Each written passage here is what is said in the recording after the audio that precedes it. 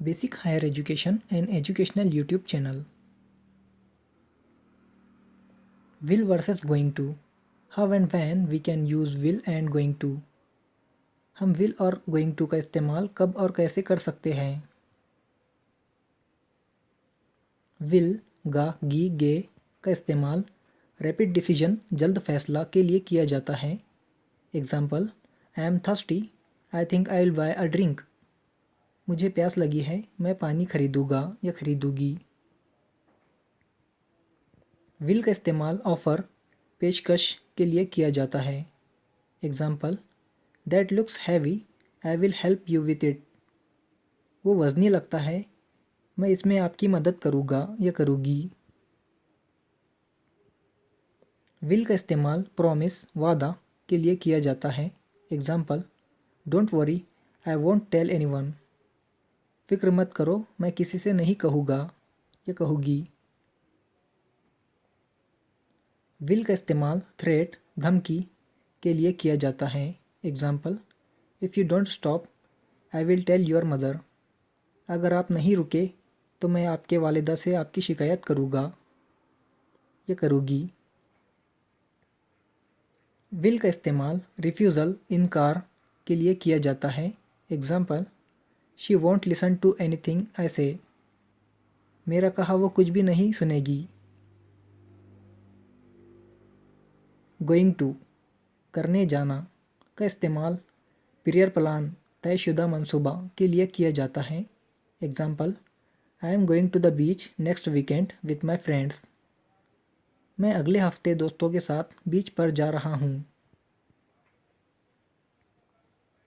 Going to का इस्तेमाल evidence sign सबूत निशान के लिए किया जाता है. Example, it's 70 versus 0, they are going to win. अभी 70 और 0 का फ़र्क है, जीत उनके होने वाली है. नोट खत, we can use both will and going to for making predictions. मुस्तकबिल में होने वाली वजह को बताने के लिए विल और गोइंग टू का इस्तेमाल कर सकते हैं. प्रिडिक्शन पेशन गोई, I think it will rain tomorrow. मुझे लगता है कल बारिश होगी.